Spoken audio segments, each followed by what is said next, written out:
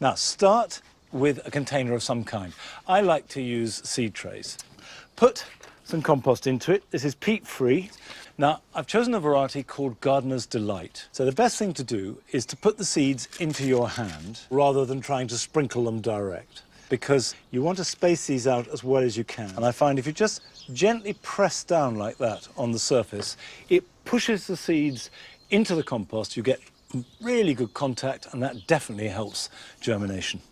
And then lightly sprinkle a little bit of compost over the top. Just put them either in a sink or a tray of some kind with an inch or two of water, and just sit them in like that and leave it for about 10 or 15 minutes, and it'll act like a sponge and absorb the moisture. When it's fully soaked, put it somewhere warm. You should see the seedlings emerge in something between 7 and 10 days. And you can see that they've germinated and have developed what's called the true leaf, which is the leaf that looks like the parent. And as soon as they develop a true leaf, they're ready for pricking out or potting on. So if yours look anything like this, this is what you should do. So a small pot, and I'm just using a normal peat-free potting compost. Hold it by the leaf always and just cut around it to lift it out.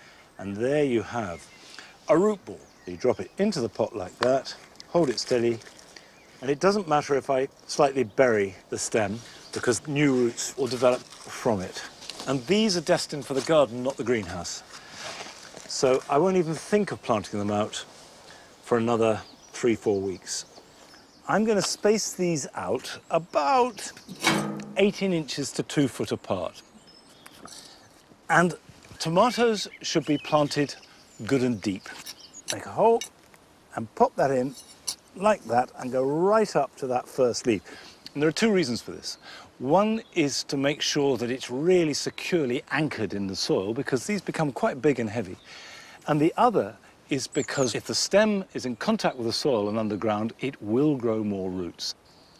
I'm putting the support in a couple of inches away from the plant. I don't want to damage the roots, but it doesn't want to be so far away that you have to bend the tomato back to reach it.